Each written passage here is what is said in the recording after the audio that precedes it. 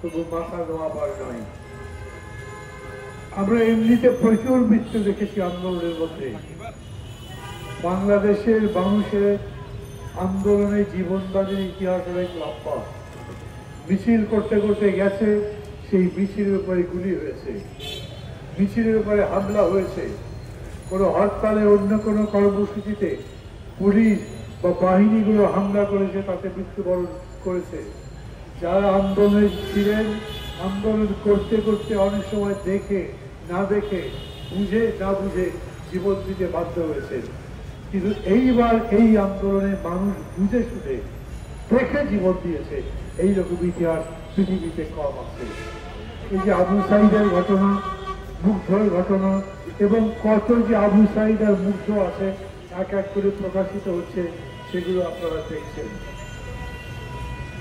এই যারা এখানে বসে আছেন, এই মানুষগুলো মারা যেতে পারত।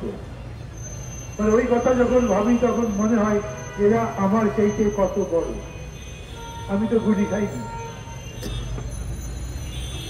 আমি গুলি খাইনি, আমি অত বড় নির্যাতনের মধ্যেও পড়িনি যাতে আমার জীবনের প্রতি সরাসরি কোনো হুমকি তৈরি হয়েছে। তাদেরকে তাই আমি শ্রদ্ধা করি। আর আমি বিশ্বাস করি সবাই যারা ফ্যাসিবাদের বিরুদ্ধে ছিলেন, লড়াই করেছেন, যে যতখানি পারেন, তারা সবাই এই মানুষগুলোকে শ্রদ্ধা করেন। এরা যখন বারে বারে রাস্তায় নামে নিজেদের চিকিৎসার দাবিতে, তাদের প্রাণের জন্যে, একটা ভালো জীবনের জন্যে, তাদের অভাব অভিযোগ জানাতে, আর্থিক অভিযোগ অথবা উদ্যোগ, তখন মনে হয় যে আমরা আসলে এখনো কত দিন দরিদ্র আছি, যে যারা জীবন দিয়ে আমাদেরকে জীবন দেওয়ার লড়াই করেছে তাদের আমরা সম্মান করতে পারি না। আমি আবার তাদের প্রতি শ্রদ্ধা জানাচ্ছি। কারো প্রতি সমালোচনা করার বিষয় নয়, কাউকে দোষারোপ করে বলার চেষ্টা করছি না, কিন্তু আমি মনে করি যারা যেভাবেই এখন ক্ষমতায় আছে, দায়িত্বে আছে, তাদের উপরে এই দায়িত্ব বর্তায়, তারা যেন এদের দেখে। এইরকম মানুষ কতগুলো আছে। ধরেন ১৫০০ এই ২০ দিনের আন্দোলনে মৃত্যুবরণ করেছে, ধরেন ৫০০০ যারা আহত হয়েছে, ধরেন ৩০০০ যারা প্রায় পঙ্গুত্ব বরণ করেছে। এই মানুষগুলোর উপকার করা, তাদের সাহায্য করা কি এতই কঠিন যে বারে বারে ৫ মাস ধরে, ৬ মাস ধরে তাদেরকে রাস্তায় যাওয়া আসা করতেই হচ্ছে? আমি জানি আমাদের প্রশাসন এমন যে এরা ঠিক মতো কাজ করতে পারে না।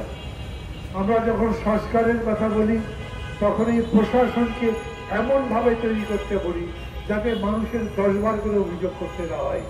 মানুষ একবার অভিযোগ করলেই যেন তার জবাব প্রশাসন দিতে পারে। যখন অভাবের কথা বলে, তখন সেই অভাব যদি তখনই মেটাতে নাও পারে, কিন্তু তাকে বলতে পারে এই অভাব মেটাবার জন্য আমাদের এইরকম একটা পদ্ধতি চালু আছে। আমি এও বলি ৬ মাসের মধ্যেই হয়তো সেটা পাওয়া যায় না, কিন্তু ২ বছরের মধ্যে, ৩ বছরের মধ্যে, অথবা কতদিনের মধ্যে ওই রকম একটা প্রশাসন গড়া যায়, সেই রকম একটা দেশ গড়া যায়, যেই দেশে আমি নিরাপদ বোধ করবো। আমি কোনো বিপদে পড়লেও আমার দেশ, আমার দেশের সরকার, আমার দেশের প্রশাসন, যারা দেশ চালায়, তারা অন্তত আমার অভাব অভিযোগ দূর করবার জন্য এগিয়ে আসবে। গত ১৫ বছর ছিল একেবারে বৈরী একটা সরকার, মানুষের দুশ্মন একটা সরকার, যারা অন্যের দুঃখে আনন্দ পেত। এক ধরনের স্যাডিজম ছিল তাদের মধ্যে। অন্যের কষ্টে আনন্দ পাওয়ার নাম ইংরেজিতে বলে স্যাডিজম। এইরকম কষ্ট দিয়ে, শাসন করে, লুটপাট করে নিজেরা আনন্দ অনুভব করত। আমরা এই রকম সরকার চাই, যেই সরকার জনগণের দুঃখে নিজের দুঃখ পাবে, যেই সরকার জনগণের দুঃখ দেখলে সেই দুঃখ দূর করবার চেষ্টা করবে। আমি কিন্তু এই কথা বলছি না এখন।